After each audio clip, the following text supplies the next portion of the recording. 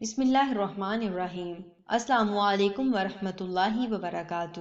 بے قدری اور ہیرے کے آنسو۔ ایک کمہار کو راستے میں ہیرا پڑا ہوا ملا۔ اس نے وہ ہیرا ایک رسی میں پرو کر اپنے گدھے کے گلے میں ڈال دیا۔ جب وہ اپنے بنائے ہوئے برتن بیچنے کے لیے شہر میں پہنچا تو راستے میں ایک جوہری کی دکان تھی۔ جوہری کی چالاک نگاہوں نے گدھے کے گلے میں ڈالے ہوئے ہیرے کو ایک سیکنڈ میں پہچان لیا۔ اسے پتا چل گیا کہ ان پڑھ کمہار ہیرے کی قیمت سے ناواقف ہے۔ اس نے کمہار کو بلایا اور لاپرواہی سے ہیرے کی طرف اشارہ کرتے ہوئے پوچھا، یہ پتھر بیچو گے؟ کمہار نے کہا کہ اگر تمہارے کسی کام آتا ہے تو تم خرید لو۔ جوہری نے کہا، ٹھیک ہے مجھے دے دو، یہ بتاؤ اس کی قیمت کیا لوگے؟ کمہار ناخواندہ تھا۔ اسے علم نہیں تھا کہ اس ہیرے کی قیمت کروڑوں روپے ہے۔ اس نے کہا، مجھے اس پتھر کے 2 روپے دے دو۔ جوہری چالاک تھا۔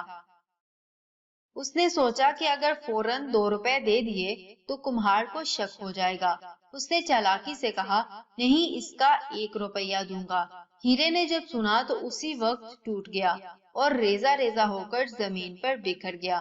جوہری نے کہا، اے کمظرف پتھر، میں تو تجھے عزت دینا چاہتا تھا، گدھے کے گلے سے اتار کر تم کو کسی ملکہ کے ہار میں نصب کرتا، کسی بادشاہ کے تاج میں سجاتا، تجھے عزت راس نہیں آئی۔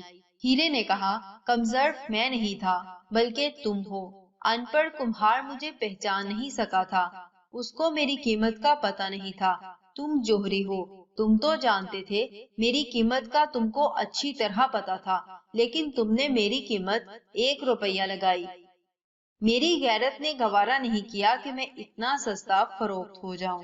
میں دنیا کا سب سے مضبوط ترین پتھر ہوں، لیکن تیری ناقدری نے مجھے توڑ کر ریزہ ریزہ کر دیا۔ بیٹیاں بھی ایسی ہوتی ہیں، کسی ناقدرے کے ہاتھ میں چلی جائیں تو ٹوٹ کر بکھر جاتی ہیں۔